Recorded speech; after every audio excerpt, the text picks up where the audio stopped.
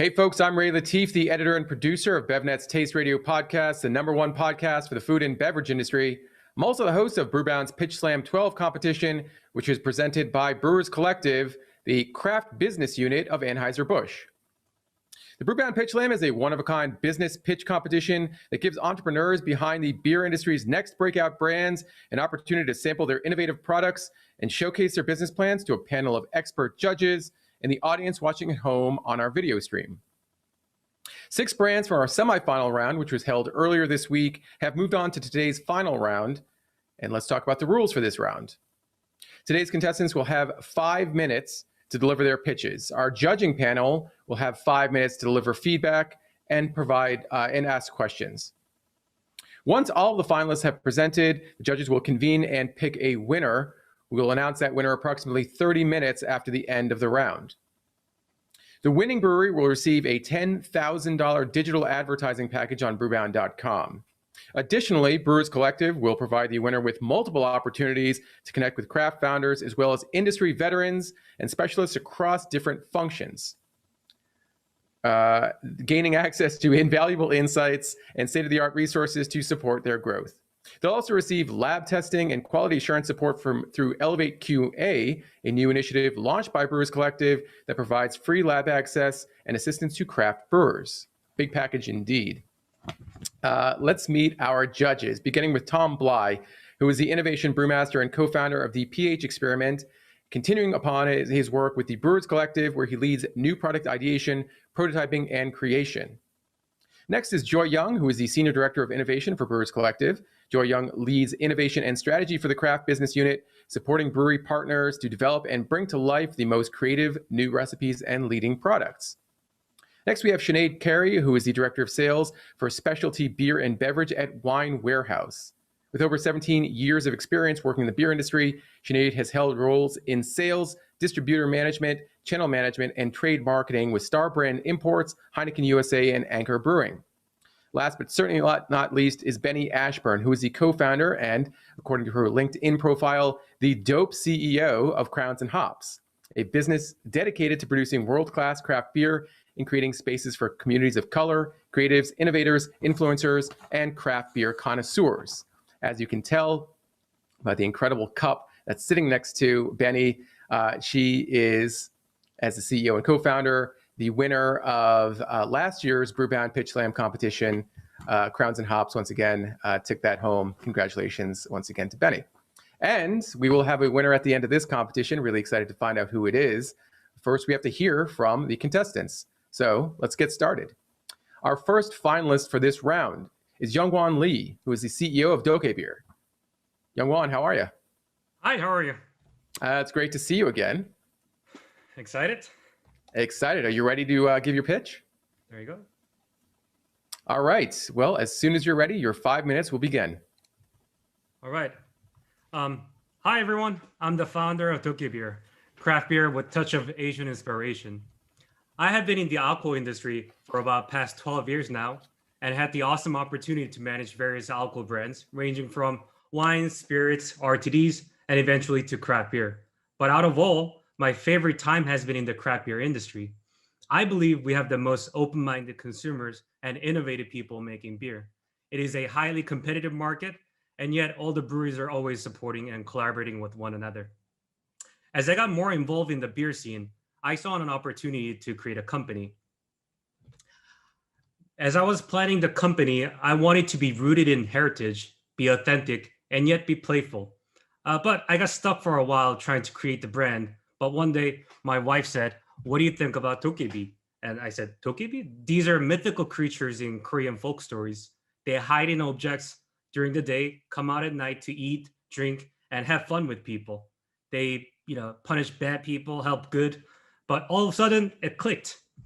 And you might think it's kind of funny to base company based on a creature, but the values I wanted to pursue as a company aligned with what tokebis are known for. These are adventurous shapeshifters. I wanted ourselves to constantly change, experiment, and innovate. They're wanderers. We're traveling around collaborating with local breweries to make beer.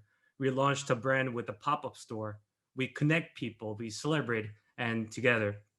So our mission is simple. We fill glasses, bellies, and spirits. And that's how Doke beer was born. What we do is combine unique and tasty ingredients with traditional beer styles. Ingredients like bamboo leaves, lemongrass, Szechuan peppercorn, galangal, and even oyster sauce. We release them in these simple white labels with different batch numbers. And this is sort of our creative outlet. And depending on the popularity of our one-off beer, we fine-tune the recipe and relaunch it as a steady product. This green label is our flagship Pilsner, flavored with bamboo leaves, and it was originally our batch number 3. With these beers we make, the opportunity I saw was this. We have a massive beer market, but most of our brands are targeting Western F&B retailers. I believe Doke beer is very unique to the craft beer scene, but our other potential is this untapped market. It is difficult to initially enter because they don't have any experience selling craft beer. Price is too high, has to be refrigerated, low shelf life. But this was exactly what we went through in mainstream beer market 20 years ago. What if Doke beer could be the first craft beer brand to reform these extremely lager-driven retailers?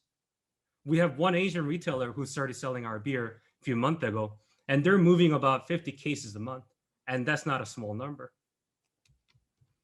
As we are selling more in these off-premise spaces, we went through a few iterations of can design.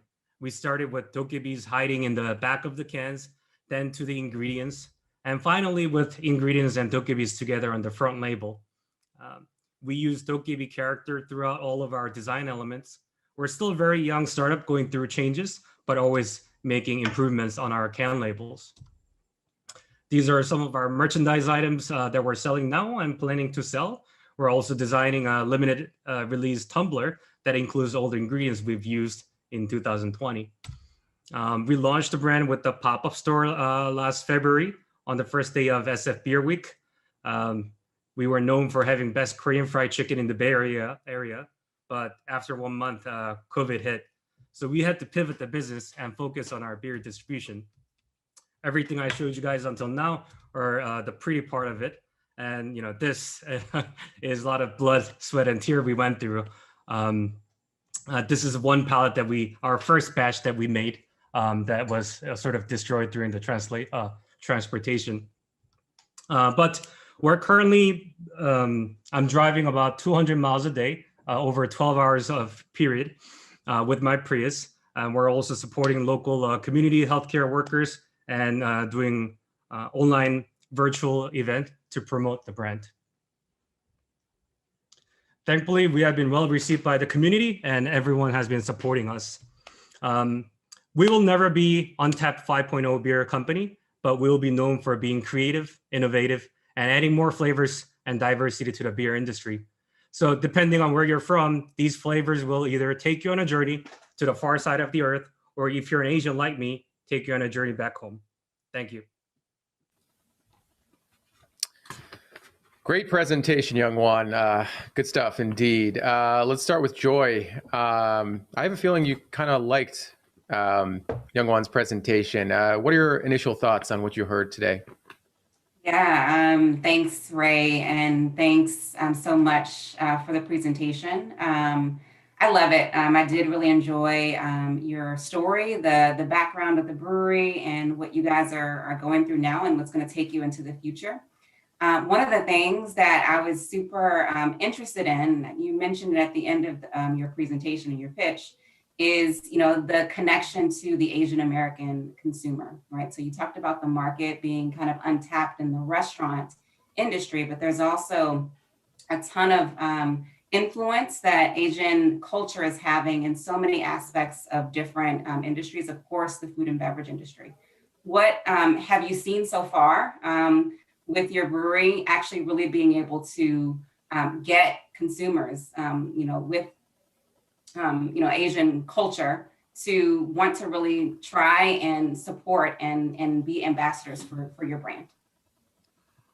So, especially because, being Korean and brand is a little bit, from the Korean heritage, we get a lot of Korean community supports. They've never tasted craft beer, a lot of them, and it's first time they're trying it. They initially also started because of coronavirus, and so how I'm delivering out of my Prius, driving 200 miles a day, and they wanted to support the local, Korean business. And thankfully, they appreciated the taste of it, and because of the ingredients that we use, it resonated a little bit more with the culture itself. So there was a more, I guess, instant connection with, where we are from and what we are using, and getting more local support in that way.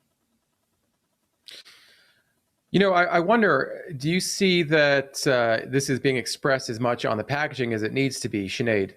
This idea of being rooted in heritage, that is. I think so. I really liked and appreciated the package, and I appreciated the care to detail with which you actually sent the sample beer. So thank you for doing that.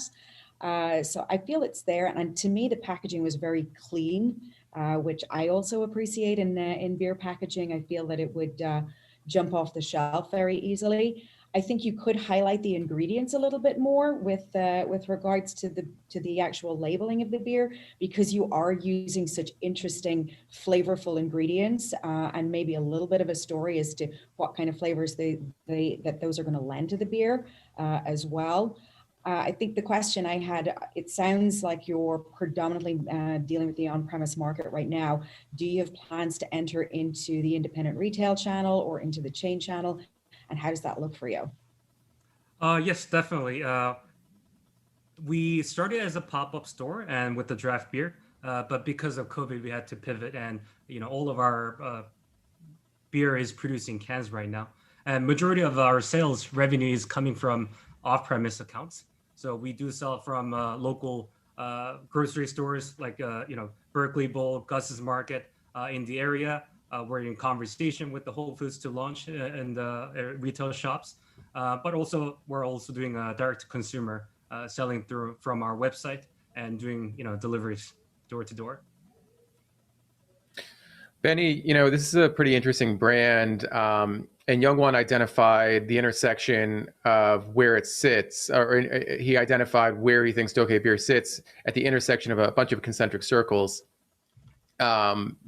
Is that focus a little too narrow, though? What are your thoughts on sort of the broader opportunity for Tokyo Beer? I think I don't think it's narrow, because Tio and myself, when we first really got into the craft beer industry, we were a little bit more narrow in our thinking in terms of trying to diversify the industry. So I think that you actually do a really good job of not making it feel too narrow, but making it feel very specific in terms of really driving and leading with culture.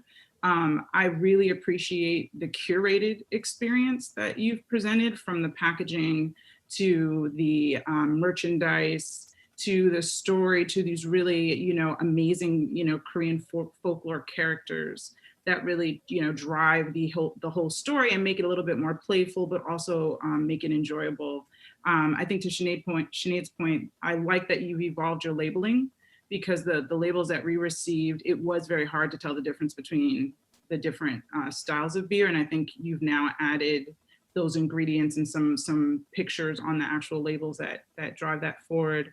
I do think, though, as you move forward, is your focus primarily only going to be in those Korean markets and in those very specific neighborhoods? How do you plan to introduce this Korean folklore to other cultures for them to understand and appreciate what you guys have created? Yeah, definitely. So we are still, going through and getting adjusted to, COVID phase. Normally, with my previous experiences, I used to usually go to a lot of beer festivals, and I think that's where we could excel in a lot of among with other breweries, because how unique approach we have. There's a little bit of limitation, but our focus will be, craft beer market. Definitely, we want to capture that untapped market, but that's more of a long-term strategy for us. We definitely want to go in there, but it actually takes longer time, more work to get into those retailers and try to convince 60-year-old Asian gentleman who's never tasted, craft beer. So we want to hit both markets. With the traditional craft beer market, I think that's where we could succeed as a unique brand. But both markets definitely. Tom, we have about a minute left. Youngwon showed us some pretty innovative formulations using some ingredients that are really uncommon, or at least uncommon to me, that in the beer industry. What are your thoughts on the flavor, the formulation of what you tasted? Well, I really appreciate how cohesive the brand is, and that attention to detail in the brand, I think, carries through in the beer. The beer is firmly rooted in beer itself, and then it has this really kind of familiar context, but then the flavors that come through add just a little bit of nuance and intrigue into the beer to make it exciting and exploratory, and makes me want to continue that journey of sampling. I think it's really nice to take a very kind of underhanded approach and really allow people to step up to it and experience it on their terms. So I think it's really well done. I think they're really well crafted. Outstanding. Great feedback. Young Juan, I got to please launch another pop-up. That sounds so amazing. I got to check it out. It really does. So, but in the meantime, thank you so much for your presentation, and please stay in touch with everything going forward. All right. Thank you. All right. All right, let's move on to our next finalist for this round, who is Ray Ricky Rivera, the founder of Norwalk Brewhouse. Ray, how are you? I'm good. Thanks for having me. I'm really excited to be here. I'm excited to have you present. Great to see you again. You ready to give a 5-minute presentation this time? I am. It's morning here and I've had my coffee, so let's go. Let's do it indeed. Your 5 minutes begin now. I'm Ray Ricky Rivera. I'm the founder of Norwalk Brewhouse. Why Norwalk, you ask? Well, I live in the city of Norwalk in Southern California with my wife and our 3 beautiful kids. And judges, I believe I am in a unique position to make a huge impact on the craft beer industry and bring in new craft beer consumers. And I'm going to tell you why that is and how I will go about that. So in my early 20s, while living with my grandparents in housing projects in East LA, I launched a Latin music record label from my bedroom with absolutely zero startup capital, solely funded on heart and hustle. For the next 10 years, I scouted, marketed, and developed Latin artists. And I really honed in on my skills for developing audiences for the American Latino market. In 2014, I started homebrewing. And as I started exploring homebrew shops, I quickly realized that I was the only brown face in these homebrew stores. And it was really odd to me because in Los Angeles specifically, we have 5 million Latinos. So I thought to myself, there's gotta be more people like me. So I took to social media, found another Mexican homebrewer. We became friends and we co-founded the SoCal Cerveceros Homebrew Club, which today is the largest Latino homebrew club in the country. And pretty soon my music world and my beer world was gonna collide. In 2019, for our 2nd annual Coldchella Music Festival, Chela is Spanish for beer, so literally cold beer festival. We pulled out 1,500 beer drinkers. 95% of those drinkers were Latino, so huge Latino turnout. Using my production skills, I curated 50 Latino brewers from the SoCal Cerveceros. I programmed a full day of live Latin music. And today, the Coachella Beer Fest is the largest Latino beer fest in California. But it's really interesting because for me, it was a game changer. It was a huge eye opener. I realized something and the light bulb went off. And I thought to myself, this is it. A beer company is like a record label. I can source new talent like I do with artists, develop and market beer brands just like I do with artists. And I can leverage the SoCal Cerveceros to do that because the market is telling me there is a market here. Latinos do drink craft beer and there's a lot of us out there. So with that in mind, I created Norwalk Brewhouse. And Norwalk Brewhouse is really set up as a 3-part business. So the first part of our business is our core brands. It's our flagship products produced for general mass market appeal. The second part is our B2B marketing, which involves collaborations, activations, and campaigns. It's B2B focused strategies that allow for additional revenue stream while building relationships that can benefit the core business. And then the third part of our business is our incubator program. So where we source new talent, develop new Latin owned beer brands and plug them into our distribution channels. And we build a community by developing brands, making a direct impact on local economies and diversity in beer. So our core brands, our core flagship brands target new and casual Latino beer drinkers ages 21 to 45.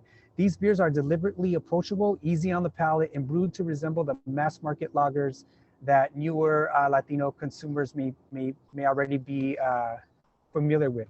So we've got a Pilsner at 4%, a blonde at 4.5%, and a wit beer at 5.2%. And I purposely not included our label designs because we're working on all the trademarking and we're getting that together right now.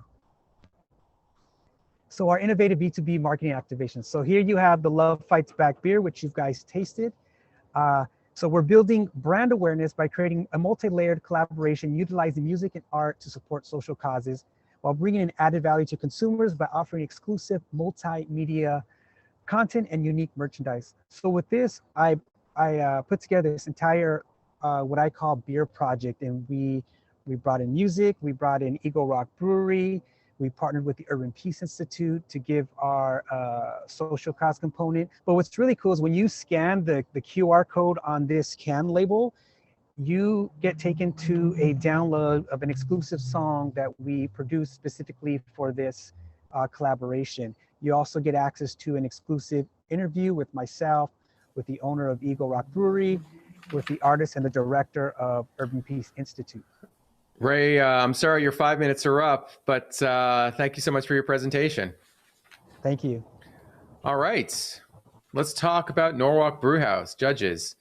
Benny, let's start with you. What do you think of Ray's approach to building this sort of beer platform, or building his business as a beer platform? I mean, the B2B marketing, the core brands, the incubator brands, kind of a differentiated approach for a brewery.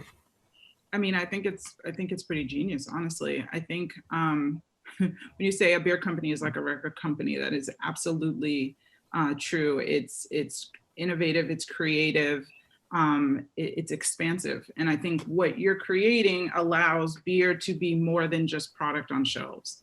I think you're creating opportunities not only to sell your beer, but creating actual programs for other breweries and other people who are trying to get into the craft beer industry who don't have a lot of opportunities and I think a lot of resources.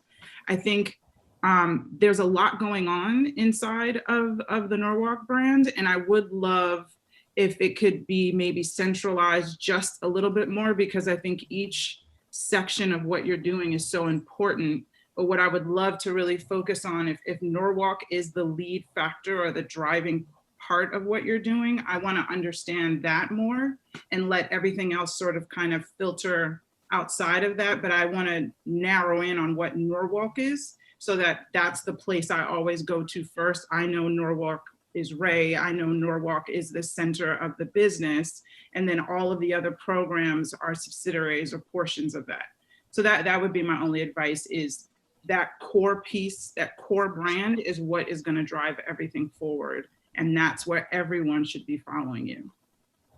And it certainly helps to have great liquid associated with that core brand. Tom, what do you think of the beer you tasted?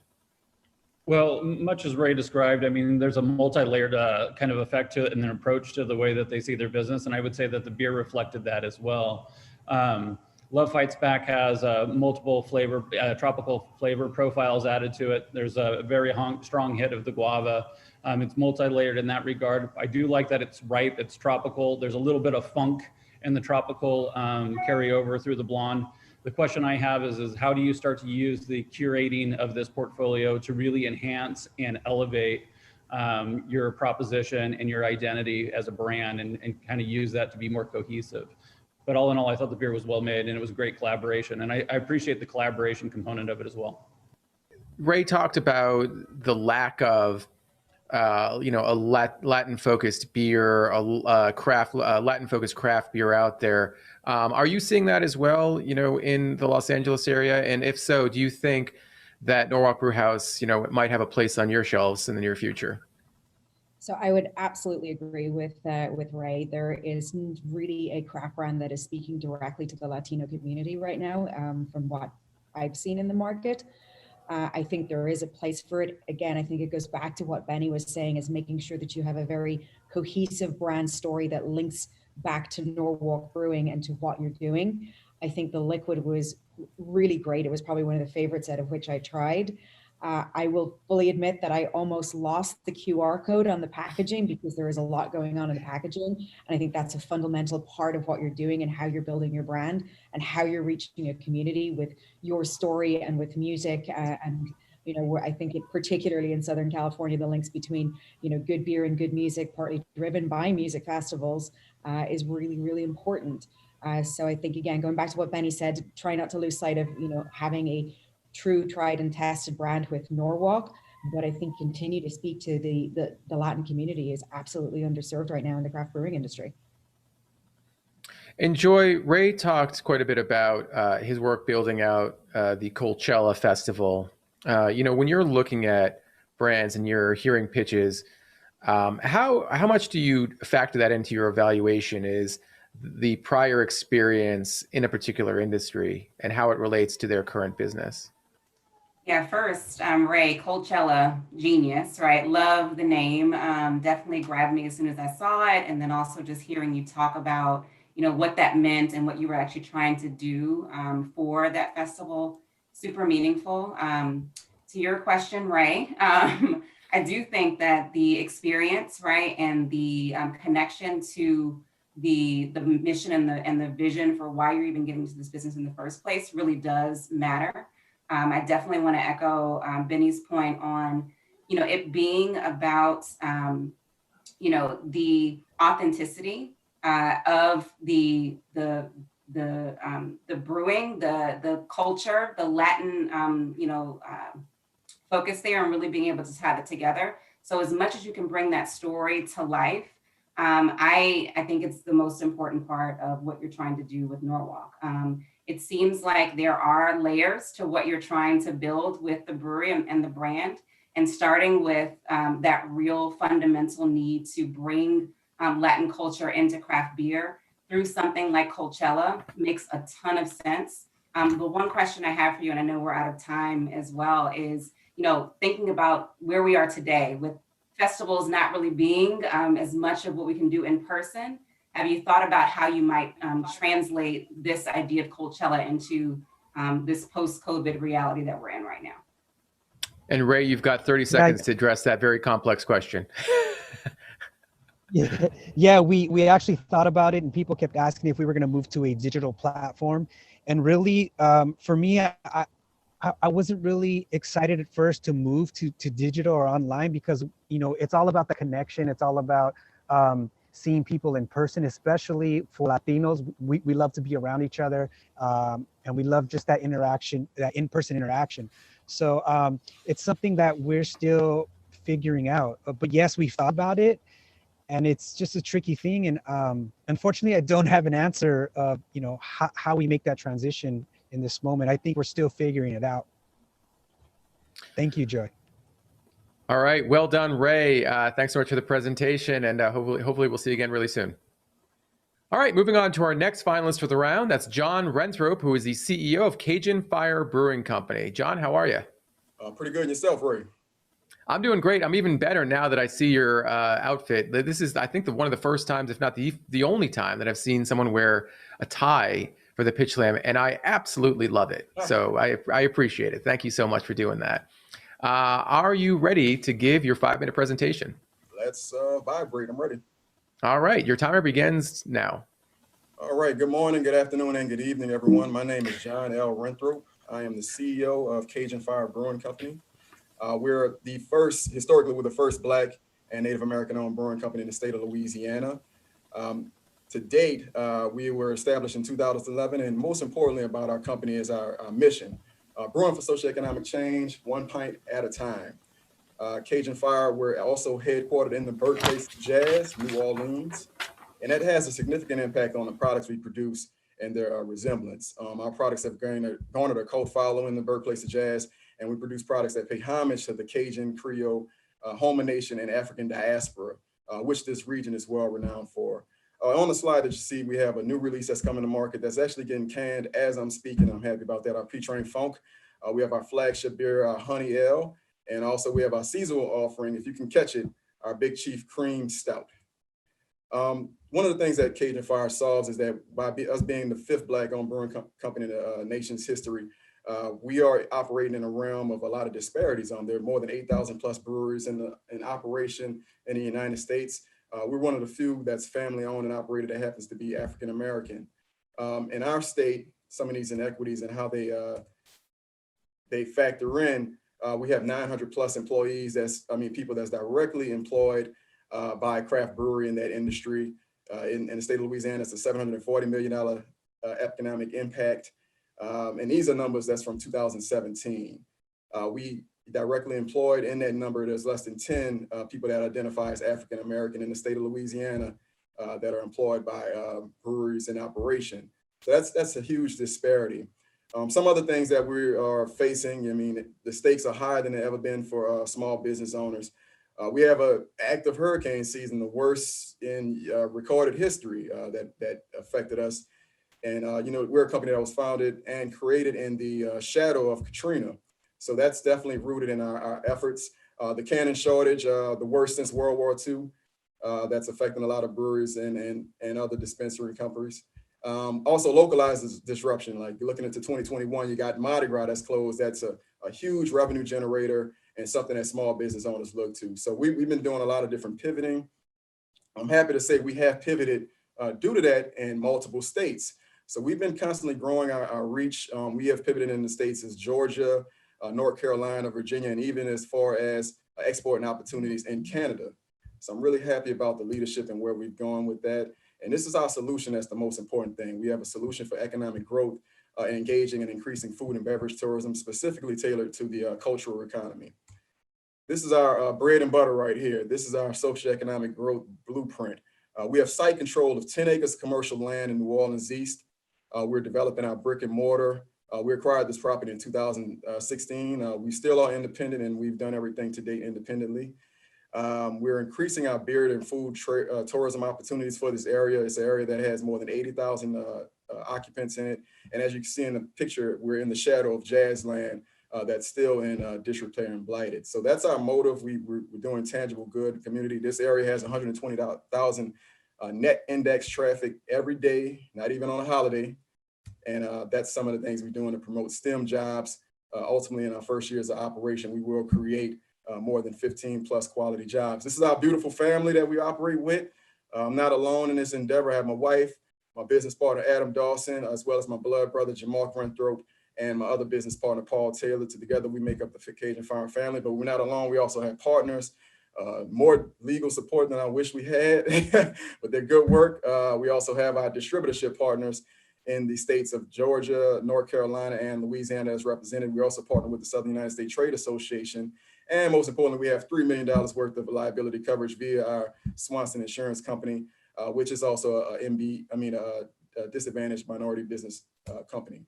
This is our headquarters that I'm reporting live from today. It's a very humble location, but we're putting in some solid work. We are a B2B company, and one of the differences about our situation is we operate in a state where self-distribution is prohibited by law. And these are some of our consistent track records of success. We're featured in the brands you love, Trader Joe's, Total Wine, Rouse's. And this is the rendering of our 10,000 square foot facility. For all investment inquiries, please reach out to us at drinkcajunfire.com. Support us on all social media platforms. And these are the sources that you can see before you. Thank you all and cheers. And most importantly, stay safe. Great message and great job, John. Thank you so much. Thank you. All right, Sinead, I'd like to start with you. Mission-based brands are important. It's sometimes a challenge to communicate your mission to the end consumer, and sometimes there's a question of whether the mission actually resonates with that end consumer. In your experience, have you seen mission-based brands succeed in the beer industry? And if so, do you think that Cajun Fire is on the right path to delivering the kind of beer that consumers want? So I think it's an interesting question that you pose, because I think mission-based brands are becoming more and more part of the beer culture. The Brewers Association is anything to go by. The millions of dollars that are donated by breweries every year is critically important to local communities. And we know that local breweries are supporting their local communities through varying different initiatives, and they have become a place to go to as well for families and for locals alike. So I think it's an important piece. I don't think it can be just the only thing that a brewery factors their success on. I think it has to be communicated very clearly through social, a little bit through packaging, and also just having a really good liquid too, because if you don't have the liquid to back up what you're stating in your mission, then people are not going to come back and your mission is not supported. But I do think it is a very, very important piece of what our craft breweries are doing today. Tom, following up on what Sinead was saying, liquid is really important, and it can be even more important than, a brewer might think in some cases. What did you think of the formulations that you tried today? In this situation, it's always helpful to appeal to a broad audience so that we can continue or perpetuate the philanthropic component of this. I mean, beer with a cause is amazing. It's something I feel really strongly about, and my heart is warmed by it. I had the opportunity to try the Big Chew Stout, and I really enjoyed it, but I was struggling with the fact that for me, it wasn't necessarily a cream stout. It read more like a dry Irish. It was fairly thin. The dry component was great. I liked it as a beer, but I didn't believe it to be a cream stout. So that would be my critical feedback on that beer. Joy, in terms of the message that you heard, the presentation that you heard from John today, it felt a lot like he was building a business that was almost like an NGO in some ways. It was about social mission. I think the first thing we heard was brewing for socioeconomic change, one beer at a time. What do you think about that approach in terms of, building a brewery while at the same time building a nonprofit organization, for change? Yeah, I mean, I think to Sinead's earlier comment, this is the time when, businesses, and obviously craft beer is not, outside of this reality where businesses really do need to have this mission, this purpose, this larger why behind what they're actually doing, besides obviously making money and driving profit. I love, John, the story about how Cajun Fire was born out of the outcome of Katrina, right? So understanding what that founder story, like the story behind how you even came up with the idea, the fact that it's very family owned, definitely draws people into what you're actually trying to do. And I think, it's represented in the number of organizations and businesses you've partnered with and have gotten involved in the making and the success of your business since its inception in 2011. So kudos to you on that. I think that the one piece of advice that I'd have for you in this space is to really think about which specific businesses you want to partner with in this territory, especially considering some of the challenges that are coming in 2021 to really step change what you've been able to do. There's a ton of things that, similar to what happened during the Katrina, backlash and outcomes of Katrina that are happening or will be happening in 2021. How do you really, use this? I mean, it's definitely a tragedy, but using it to really solidify some of those current relationships you have and potentially building more. So Benny, John described Cajun Fire as a market disruptor, which is a really important thing to be, I guess, in a category when you have the potential to help an industry or a category evolve. Do you see disruption? Do you see this potential from Cajun Fire? And if so, how much does it play into the potential success of the brand? Yes, I 100% see Cajun Fire as a disruptor, but a disruptor in a good way. I think you bring up a really good point about how to evolve an industry. And I think what Cajun Fire is doing, being not only the first Black-owned craft beer brand in their area, but the things that they're doing for the community, the way they're driving forward their narrative, I definitely think it lends itself to the evolution of the craft beer industry. And I'm excited about all the things that they are bringing to the table moving forward. I think the one note that I had is I would really love to see more focus around the name Cajun Fire and that branding and really centralizing all of the things that they do around that and not so much on the styles. I think because they are disruptors and because they have so much power in the story they're telling, I would love if they would lean more into branding Cajun Fire and what that represents and allow the styles to be sort of secondary to that, because I think they have a very strong brand and a very strong story to tell. All right. Great feedback. Great presentation. John, thank you so much. Thank y'all. All right. Let's move on to our fourth finalist for this round, who is Kevin Wong, the co-founder of Lunar. Kevin, how are you? Hey, Ray. Doing good. You? I'm doing great. It's been too long. It's been 2 days since I last saw you. I feel like, we need to connect more often. So semifinal round, you had 2 minutes. Final round, you have 5. Are you ready to give those 5-minute presentation? I am ready when you are. Fantastic. Your 5 minutes will begin now. Hey, everyone. I'm Kevin, one of the co-founders of Lunar, the first Asian American craft hard seltzer made from real, authentic ingredients sourced directly from the motherland. In early 2019, while eating Korean fried chicken at a local spot, we noticed something. Why were there only mass market light beers on the menu instead of a beverage pairing as authentic as the food?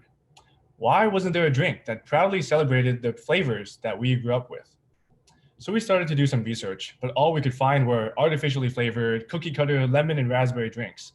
And there ain't nothing wrong with those, but they simply didn't resonate with us on a deeper level.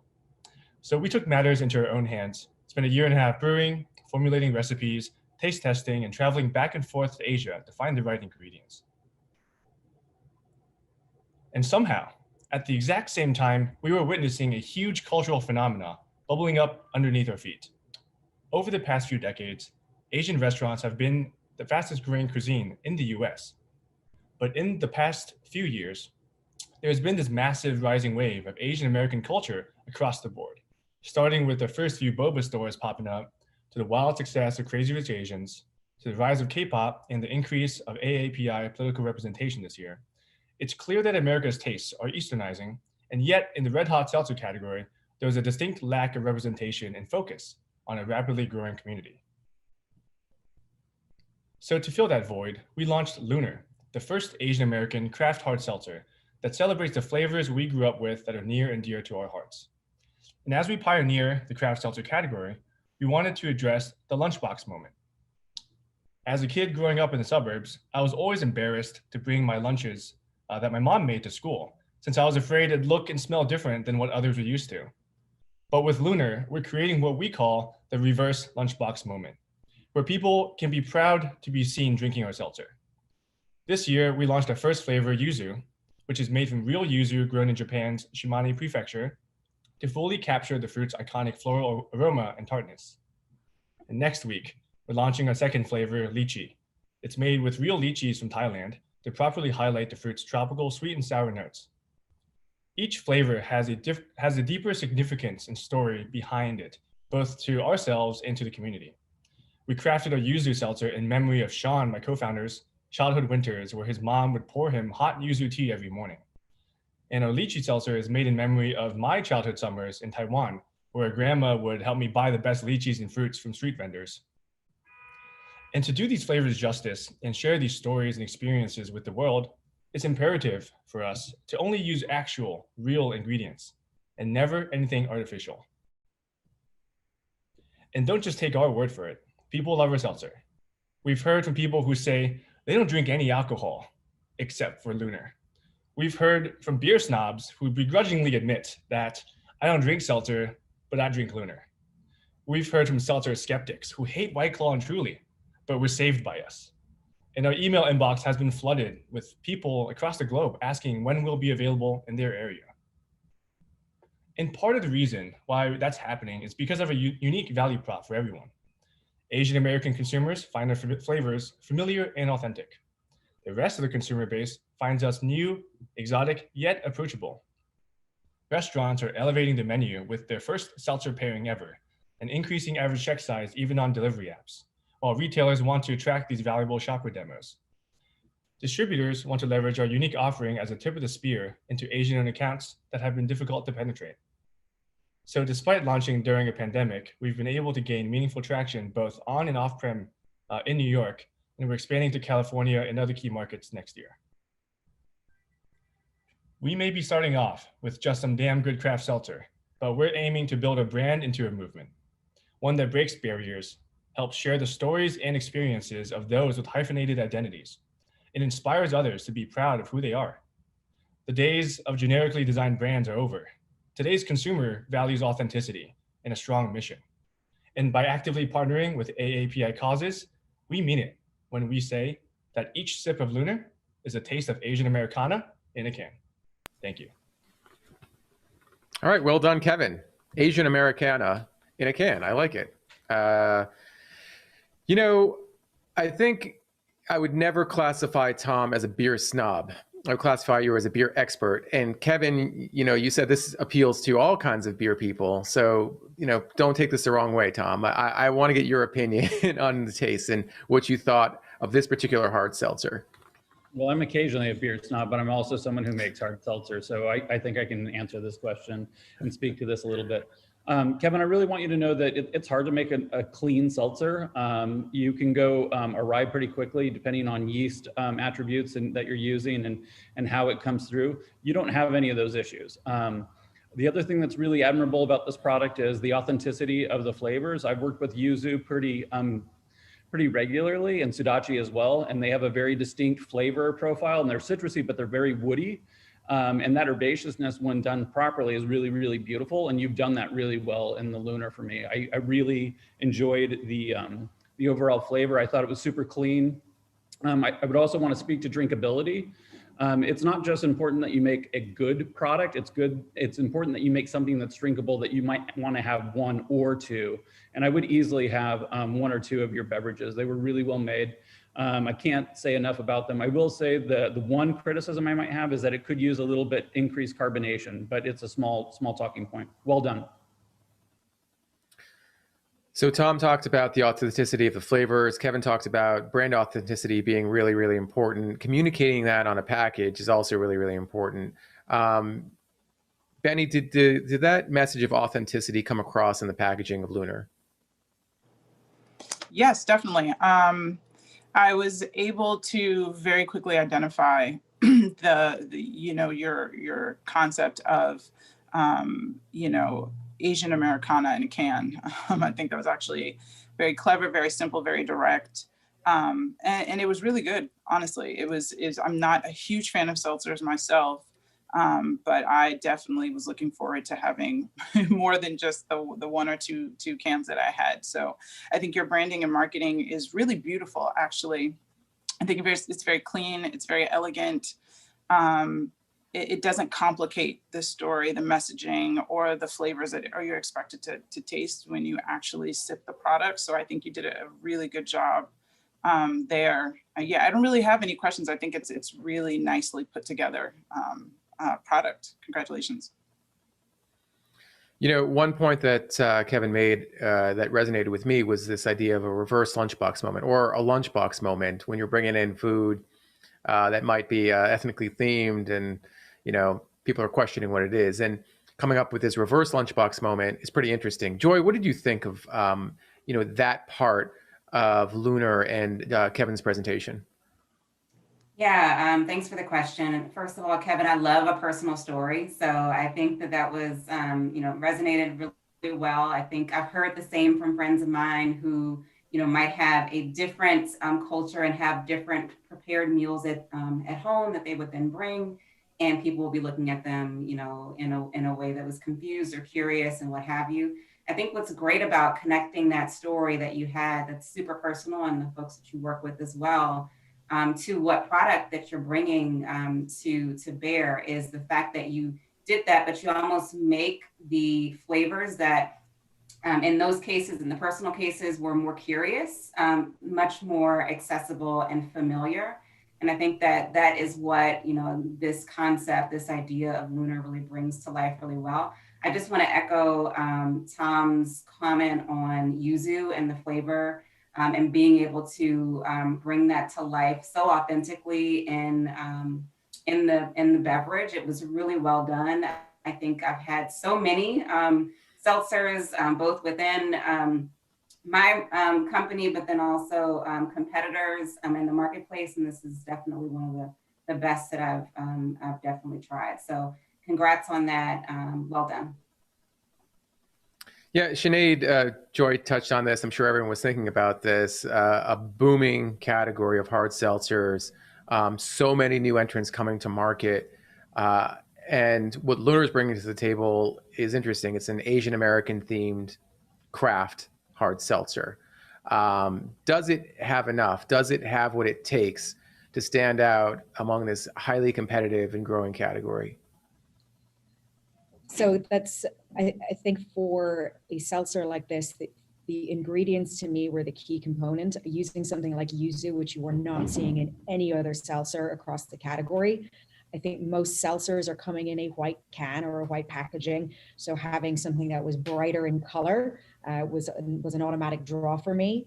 I think the other piece to this that intrigued me was the opportunity to sell this into a growing category of restaurants. Asian restaurants, whether it's ramen, whether it's Korean barbecue, they have exploded over the last number of years. And traditionally, as you go into those restaurants, you're finding beer and wine, maybe some soju, maybe some sake, but you're not seeing a seltzer on that menu. So there's definitely some white space and opportunity there. So I think the market is ripe for something a little bit different as well. I think the big key is going to be getting liquid to lips and getting people to try it, because to both Thomas's and Joy's point, it's a great liquid. The flavors are spot on.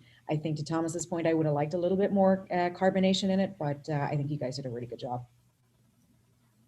All right, and great job with your presentation, Kevin. Thanks so much. Thank you all.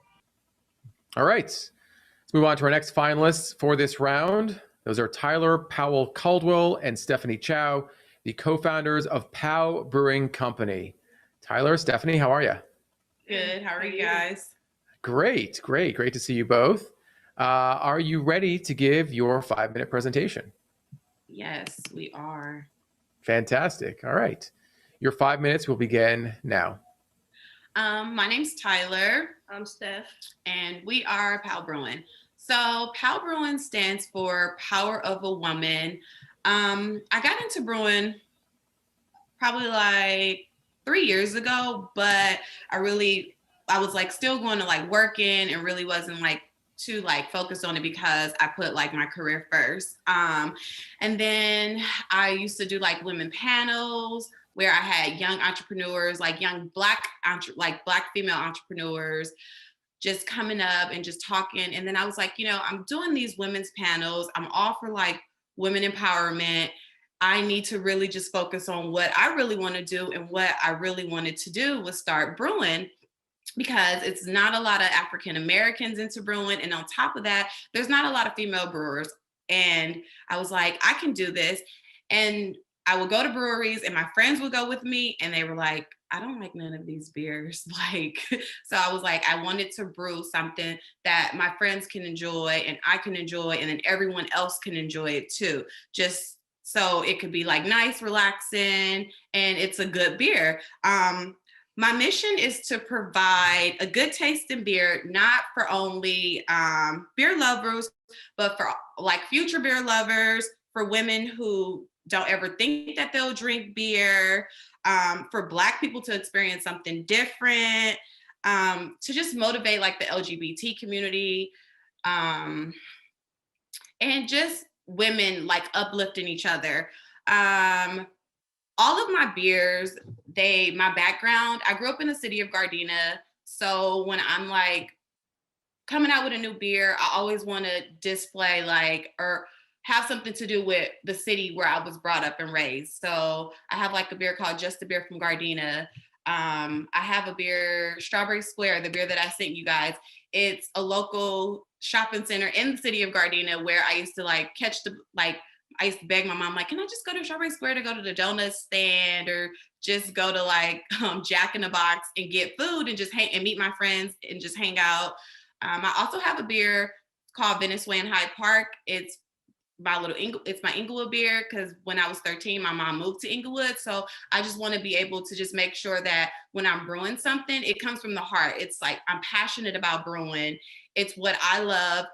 And I want to be able to make sure my friends can like drink it and love it too, because I don't want to just be out and then having a beer and talking and then my friends aren't able to enjoy it. So that's the whole point of me getting into brewing. And like I said, to motivate young Black women to just go out and push and do everything that you're willing to do, and don't let anyone stop you. And then also on my beer labels, I put a motivational quote on each beer, and it's like a quote that inspires me to like. So when you're drinking a beer, you can like read the label. So I use like quotes from John F. Kennedy because I love President Kennedy. So I typically like use a lot of his quotes. I use quotes just to uplift each other. So you know, sometimes you like go and you have like a beer and then you want to know like what's your purpose? Like what motivated you to do this? And I feel like with my brand, I wanted people to understand it's not just a beer. It's not just you having a beer. It's something that you can connect to because I want everyone to be able to connect to all of the different beers that I have out and just to be like think like, oh, like okay, Strawberry Square, like let me picture Gardena, or let me just like drive around in Gardena and see Strawberry Square, like what it's like. So it's just a little bit of me in it. When doing my labels, I kind of let like Steffi like take over with the labeling. I just tell her like, this is the name for the beer. This is my quote. So she's like my back. She's like my little right-hand person when I come to like, when it's time for me to come out with a new beer. I always have to like check with her. Like, I need you to taste this, make sure it's on point. I need you to smell these different hops. I use Galaxy hop for like almost all of my beers because I just love how it like makes my beer taste. And I'm just a tropical type of girl, so I wanted to make sure that it's like the tropical flavors in it still. I do have merch coming. Well, I have merch now. I have hoodies. I have keychains. My whole goal is to eventually, because right now I'm Tyler, I'm so sorry. I have to cut you off. Your 5 minutes are up, but well done. All right, let's take it to the judges. Joy, can we start with you? Tyler talked about building a brand, building a brewery that creates beer for people who didn't even know they wanted beer, didn't even know they liked beer. You know, what do you think of that approach? What do you think of that strategy when you are, you know, building a brewery from the ground up? Yeah, I love the idea. I think that craft beer, in its infancy and as it's continued to progress as an overall segment in the beer category, is really about that. It's about trying to drive and get people to learn what their own preferences and things are, and also shape what beers actually end up being. So I think that the vision that you have for your brewery and what you're trying to do, and even how that comes through, honestly, in the packaging and the labeling that you have, is very appealing to the unconventional beer drinker, or even the beer drinker, the person who doesn't think that they drink beer. So that, accessibility of what you're trying to do, of the beers that you are developing and brewing, and then also how you're trying to bring it to life. I loved, the point that you made about women and the industry itself, just not even actually having enough women brewers to actually come up with what are some of the flavors and things that we have been looking for, but nobody's actually brewing. I think that is super resonant, and your story behind that, makes it, appealing to anybody who wants to try something that they may not have tried before, but then also inspires other brewers who wouldn't think that that's something they wanted to do to get into the industry. So congrats on that. A comment and about your strawberry beer, really delicious. I think it's very delightful. And I think this kind of brings to life what you were talking about, like why you wanted to get into the business, but then also the types of beers that you're looking to brew to appeal to a broader audience. Sinead, based on what you heard in Tyler's presentation today, is POW Brewing Company something that will fit on shelves at liquor and beer and other retail stores like it? Or does it need a little bit more to sort of stand out on shelf? So I think the label is really pretty, and certainly would attract not what would be a normal beer consumer, particularly a female beer consumer. I think from a label, I get a little and punch that up a little bit. I think for me as a craft beer consumer, I automatically pick it up. I look to see what style of beer it is. I do look for a little bit of information on a label to tell me what it is I'm going to drink, so I have some sort of an expectation. I love the links to the local Gardena community as well. I don't think that there's a lot of breweries in Gardena, so I think that's great. And certainly linking it back through Strawberry Square, I know exactly where you're talking about. Yeah, I think just punch up the style a little bit to make sure that people know what they're getting in the bottle. Benny, in terms of the presentation, what are some things that really resonated with you, and what are some of the things that you think that Tyler would need to highlight for future pitches and future presentations going forward? I think one, I love seeing a Black female brewer. So we're going to start there because there are hardly a lot of Black females in craft beer, period. So, first I'll start there. And I think what I would love to see more, though, as you present is your story. I think I can feel your passion. I can feel your heart in the labels. I think your messaging around really trying to tap into a consumer that isn't your traditional sort of craft beer aficionado is super important, because we do need to expand our consumer market, honestly, across all fronts, because that only benefits pretty much all of us in the industry.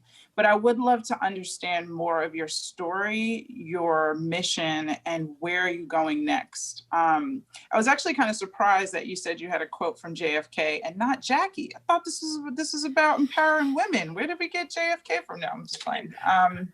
But I think even that lends itself to what is it that you are really trying to say? Because you led with women empowerment, and then you say you have a quote from JFK. So I think it's thinking about those tiny details in your storytelling and your mission that will help drive your brand forward in a way that will really resonate and stick with people as they continue to follow your brand. And Tom, as the other judges pointed out, striking labels for Powell Brewing Company. Was the liquid inside the bottles just as striking?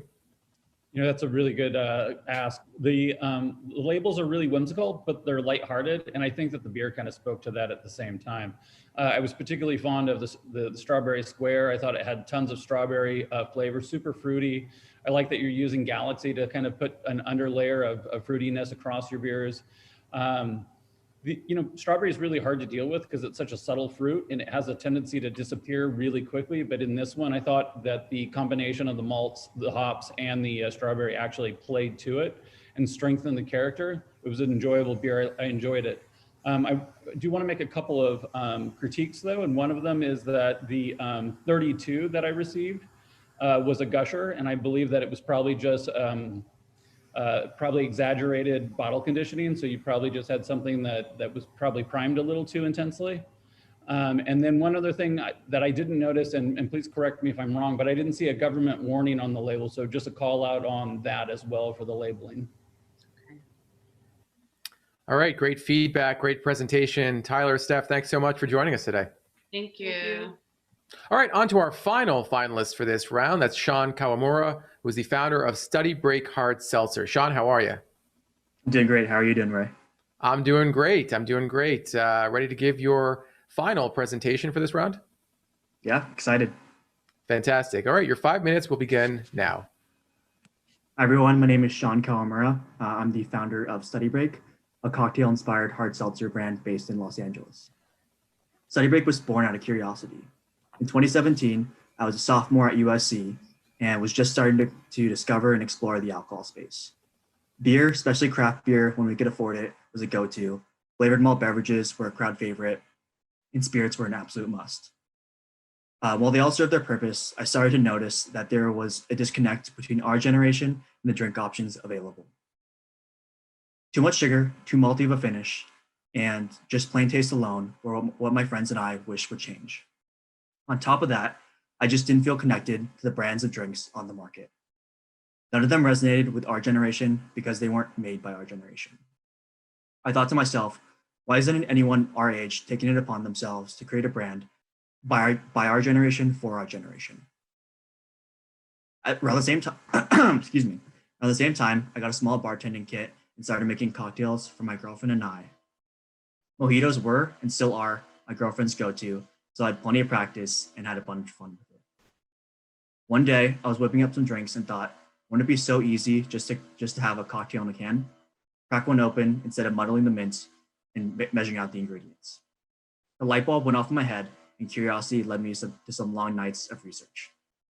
After learning more, I was hooked. I was inspired to find a solution that my friends and I could enjoy together. I started with a cocktail that no one had dared try to recreate, the Long Island iced tea. Months into R&D, I had to pull the plug as we were farther away than when we started.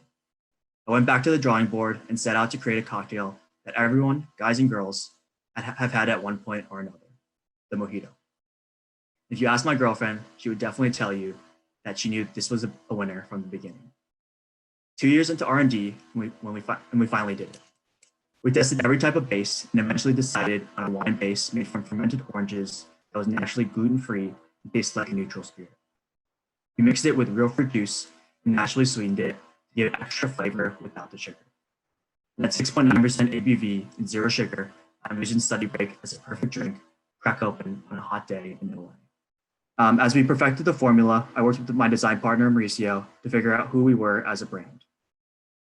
I envisioned something that was young at heart, adventurous, and wasn't just a guy's or a girl's drink. Through trial and error, we came up with Study Break. We created it to stand out on the shelves by focusing on bold colors and making it truly androgynous by balancing masculine and feminine design aspects. By speaking in flavors instead of cocktails, each flavor didn't have a gender connotation. Ginger and lime was just that, a universal take on the Moscow Mule. We wanted our customers to let us worry about those minute details and focus on taking the time to relax, kick their feet up, and enjoy the company of friends and family. And as all of us know the feeling of being overwhelmed in this digital age, we wanted Study Break to be that breath of fresh air of human connection and authentic relationships. With our branding and design finished, Study Break was ready to take off. The plan was to launch with prominent LA restaurants and bars. Armed with samples and glass vials, I set off to pre-sell Study Break. I spent a few weeks talking with owners and managers. I'm not gonna lie, it was really, really tough. By the end of February, we had about 8 accounts that were ready to launch with us in March. We had our soft opening with our first restaurant, Bacaro LA, Bacaro LA in early March that went extremely well. We sold over 10 kegs in the first week. However, by March 15th, all of our on-premise partners had shut down due to COVID-19, and Study Break faced its first sink or swim obstacle. It took a few weeks to find my balance in the ever-changing landscape of COVID, but I knew I wanted to share Study Break. I found a new local cidery to partner up with, and we were able to can Study Break at the end of May. At the beginning of June, I started to go out and sell at the independent liquor and grocery stores throughout LA. I spent all day speaking with owners and managers and come back at night to plan my next day. There's no option other than to succeed. With no marketing, Study Break began to fly off the shelves just through word of mouth. Liquor store owners loved us as we took care of them when they ran out midweek, and we never compromised on our customer service. So fast forward all the way to today, and we just passed the 100-store mark in Los Angeles, with stores spanning from Malibu all the way down to Long Beach. Sean, unfortunately, your time is up, but thank you so much. Well done. Thank you.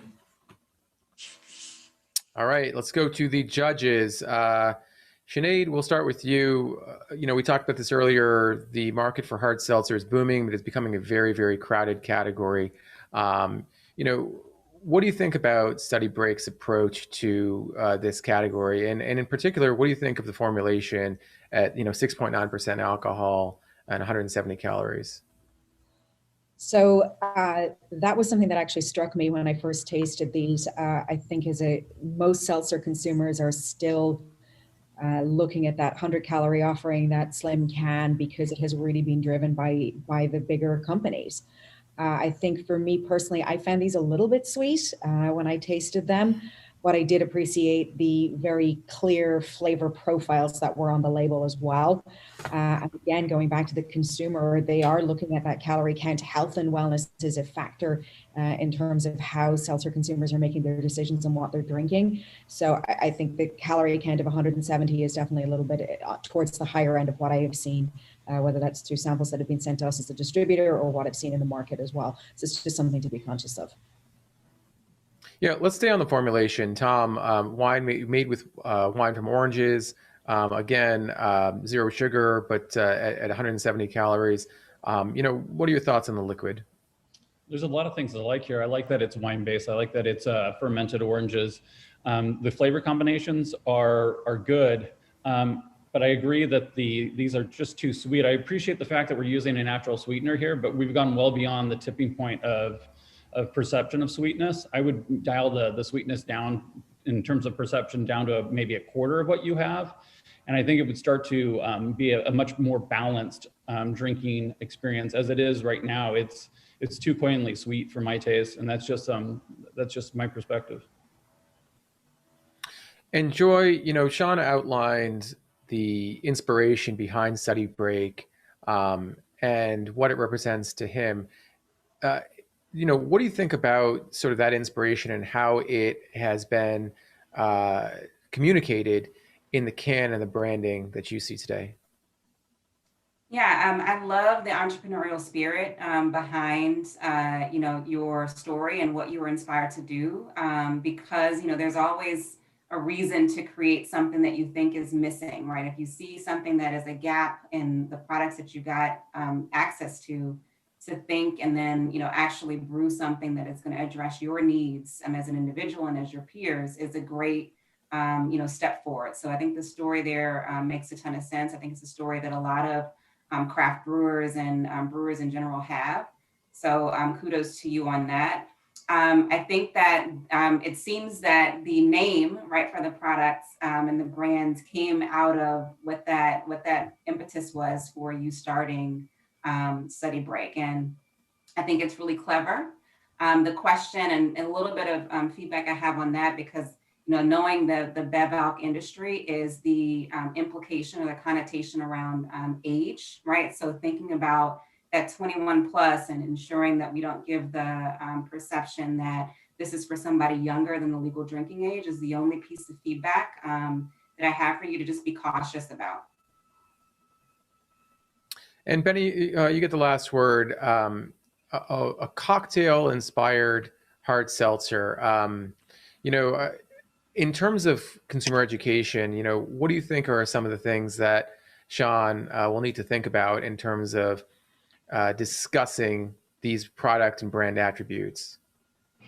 I think there might be a little bit more explanation needed in understanding what a cocktail is in this regard, just because hard seltzers are the number one sort of selling product in this space. I think really helping people to know the difference between this not necessarily being just a hard seltzer, but also a cocktail.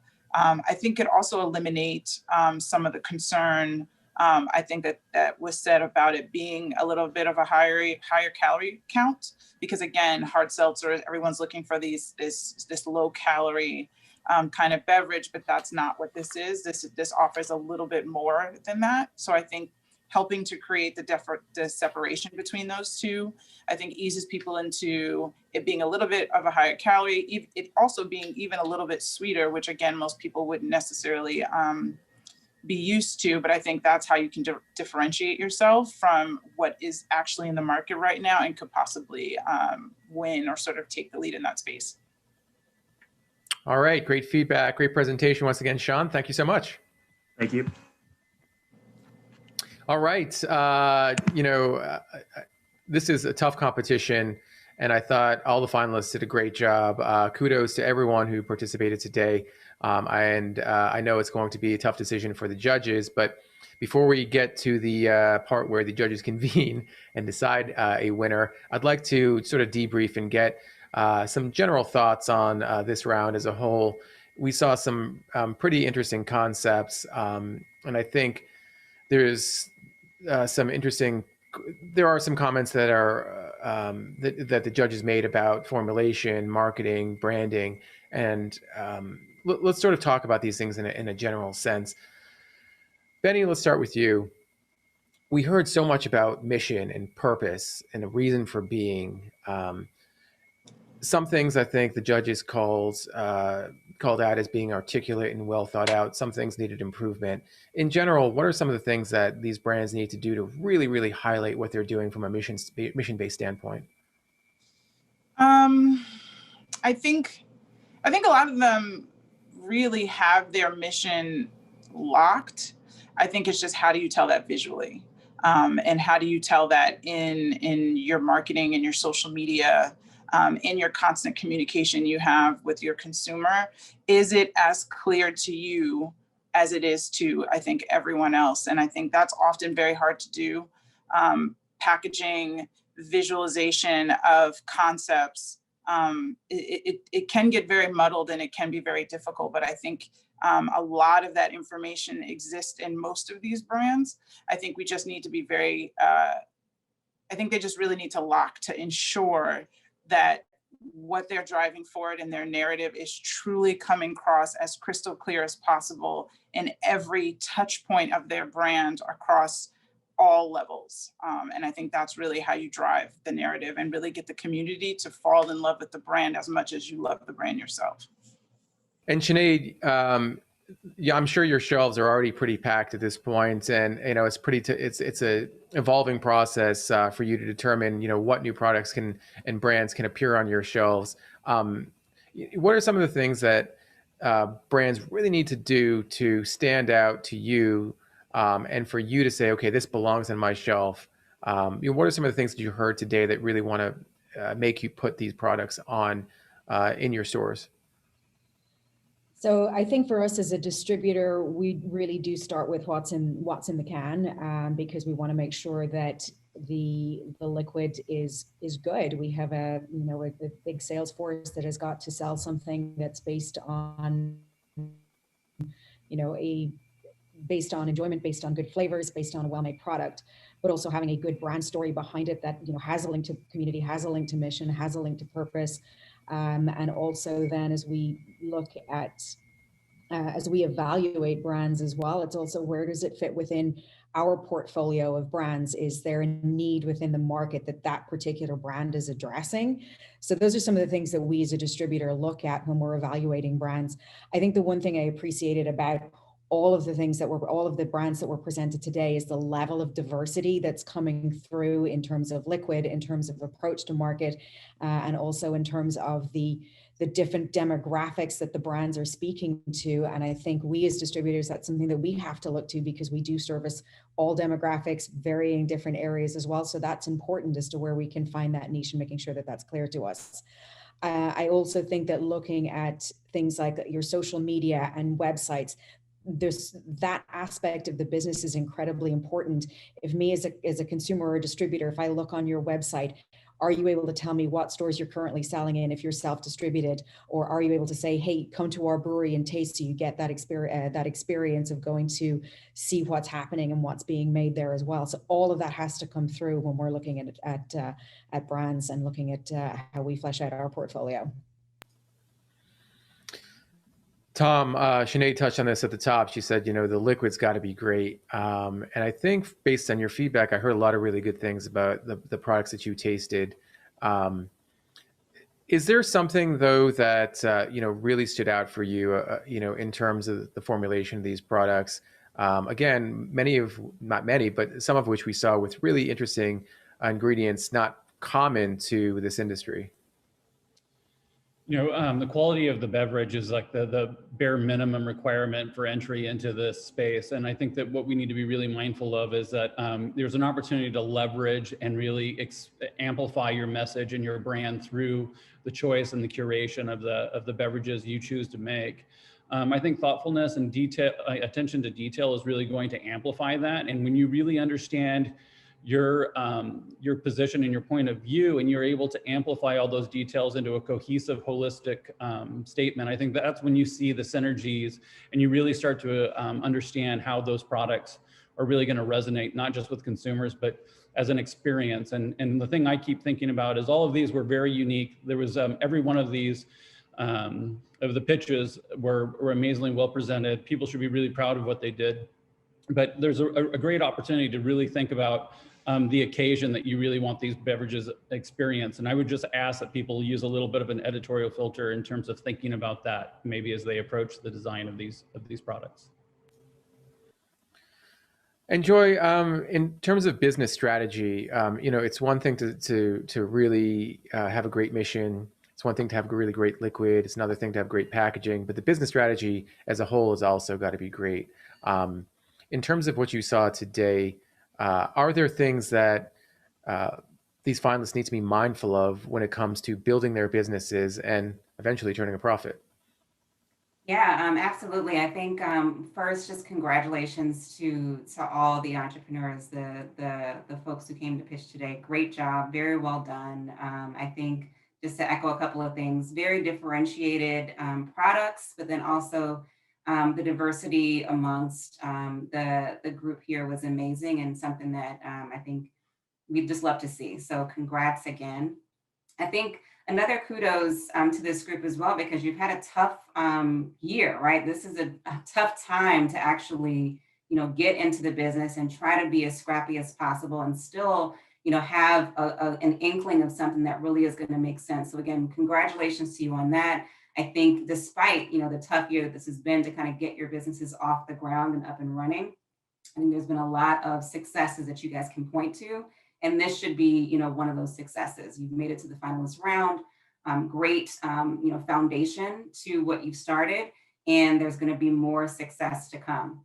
I think as you move into the next phase of your business, like you've already lived through some of these challenges, trying to prepare and be a little bit more flexible for maybe the start of your business to kind of morph into something that is going to be strong against the current reality in the market right now. So a lot of startups in the on-premise and thinking about how that's going to change in the future. Really focusing on the packaging being very clearly identifying everything about the brand that you need to identify, because that might be the only way that a person is going to be able to come into contact with your brand. So really paying attention to the messaging there. Still being very creative about that, consumer audience and that personal story that got you to the place that you are right now, and communicating that effectively as well. All of those things are going to be super important as you move forward and build your business further. So congrats again. Indeed, congratulations. And this wouldn't be as great a competition as it has been without our fantastic judging panels.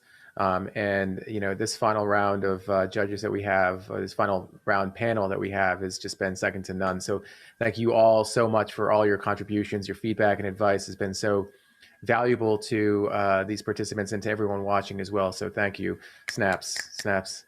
All right, the judges are going to go deliberate, pick a winner, and we're going to announce that winner in about 30 minutes. So please stay tuned. We'll also, in addition to announcing the winner, we will be having a short interview with that winner. So don't touch that dial. That's dating me. Don't touch that mouse. And we'll be back in about 30 minutes or so. Thanks for watching.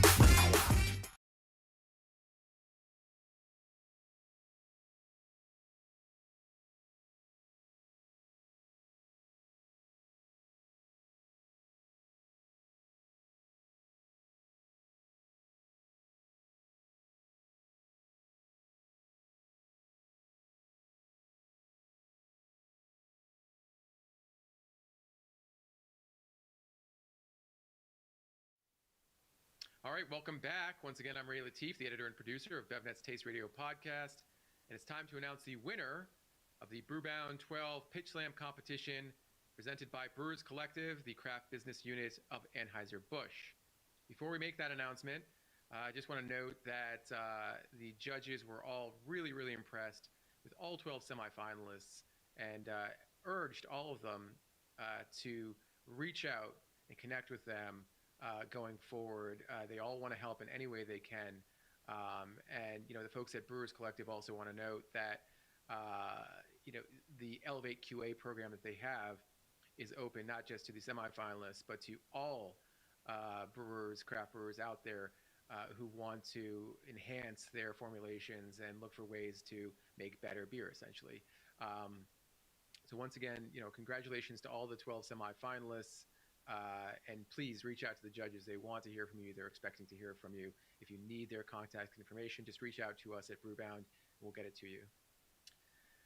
All right, now it's time to announce the winner of the competition and $10,000 in an ad package from Brewbound, along with collaboration efforts and opportunities to work with the top brewers at Brewers Collective.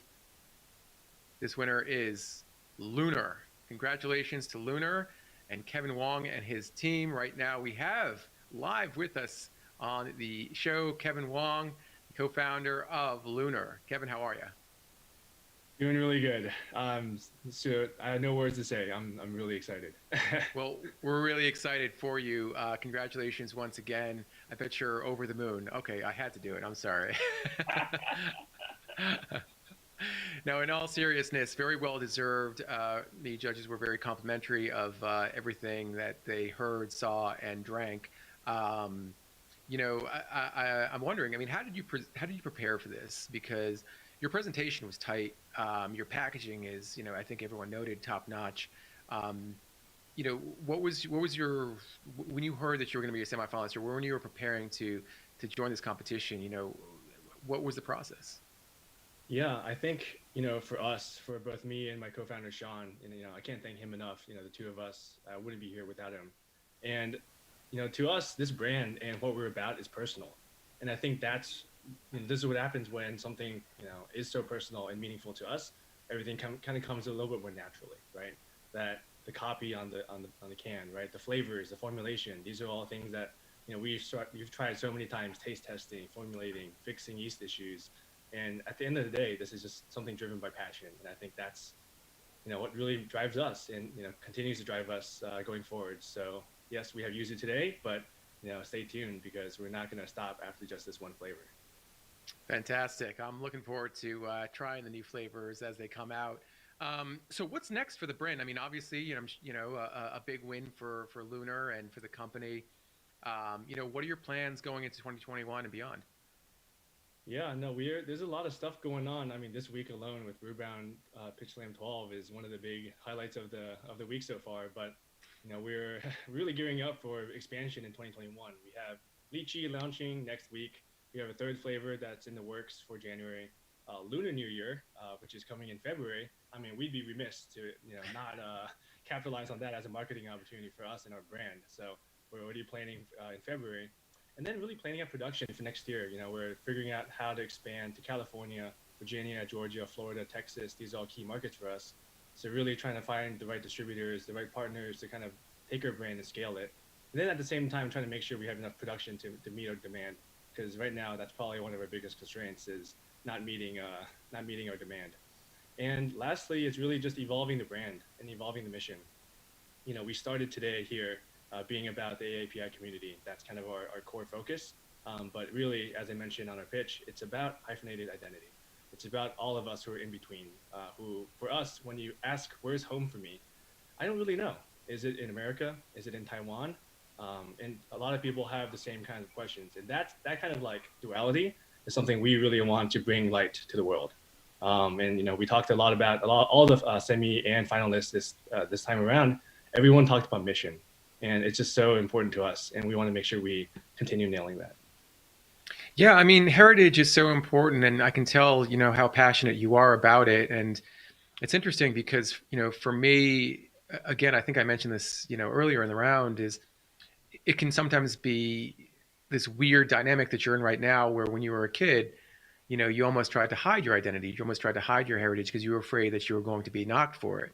And now it's just like, this is an opportunity not just to embrace it, but to run with it, and run with it as a business, as a culture, as a, you know, as something that you are. And I think it's, you know, something that really resonated with the judges as well. So congrats on, you know, really putting your heart into this and putting your heart in your sleeve, or your can sleeve, so to speak. You know, last thing, you know, in terms of, you know, I know you mentioned production as being something that is going to be a constraint and a challenge for you going forward. But what else do you really need? You know, if you're talking to the, you know, folks watching right now, and, you know, who are willing to help you in any way they can, you know, what's one other way that you're looking that could really help you as you move forward? Yeah, we have just kicked off our fundraising round. So that's one way. So please do reach out if you are interested in like our mission. You know, that's probably the biggest thing on our mind for the next 6 weeks. Production planning is the second. And then really demand gen and distribution is third. Demand and supply are on both sides of the same coin. We think we're doing pretty well on the demand side. So definitely wanted to, you know, learn a lot from everyone. You know, Sean and I, we are both from the tech industry. We're not, you know, we're new to this space. And, you know, what we bring to the space is passion and hustle. And one thing we don't have is, you know, years and years of experience. There's so many little things, right? Like negotiating distributor contracts, or how to pick the right one, or how to, you know, identify great target accounts. Like these are all things that for us, we're kind of figuring out on the fly. We're putting our minds to it.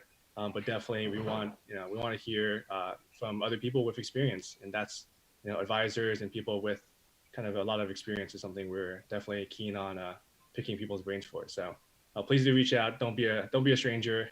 And yeah, you have our email, kevin@drinklunar.com, sean@drinklunar.com.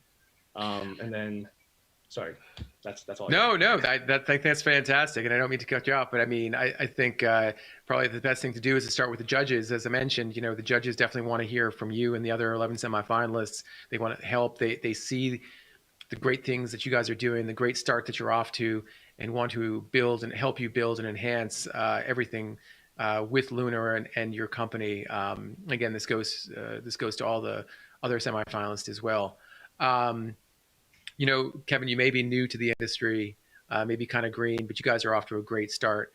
Congratulations on everything that you've done to this point. Congratulations on winning Brewbound Pitch Slam 12. Again, very well deserved. Fantastic. Please stay in touch. Let us know how things are going. We want to keep an eye and keep track of everything Lunar because, like I said, I think you guys are off to a great start, and it's going to be fun to see the progress that you guys make in the coming months and years. No, we're honestly so honored both to be here to share the stage with such amazing fellow brewers. So thank you for that and that opportunity, Brewbound. Thank you to the judges for the feedback. Thank you, Ray, for hosting. And then also I wanted to make sure, one, thank you, Sean, for being there for me. You know, the Facebook tells us that we're friends of 11 years now. So we're practically married. And it's, you know, I can't do this without him. So it's really awesome. Wish he was right here behind me, you know, live with us here today. And wanted to thank our community. Without our community, we would definitely not be here today. And we actually write this on our can sleeve. That, you know, without us, without them, we would not be here. And so that's something that I want to make sure we call out. And lastly, thanking our significant others. You know, Sean and I, we live in New York, and we started homebrewing in our tiny studio apartments in Manhattan. So honestly, not a lot of space for anything. And so thank you for bearing with us as we embarked on this journey. And, you know, to everyone out there watching, please stay tuned. We're, you know, really excited for what's coming up, and, you know, definitely I want to keep delivering hits and delicious flavors to everyone. Very, very well said, Kevin. And I'm glad you thanked your significant others, because in the world of entrepreneurship, I think those are the ones who really are perhaps most affected by the hustle and the grind and what it takes to really be successful in this crazy business of ours. Once again, congratulations. And congratulations to everyone who participated. This was such a fun competition. I feel like, with the diversity that we saw in terms of the brewers and what they brought to the table was just amazing. I hope we can do it again next year. But until then, thank you to everyone at BevNet and Brewbound. Everyone behind the scenes did such an amazing job on this competition. Thank you to the judges. And thank you to Brewers Collective for presenting this competition. It's extremely appreciated, and it's extremely appreciated by the beer community as well. All right, until next time, signing off for everyone, I'm Ray Latif. We'll talk to you next time.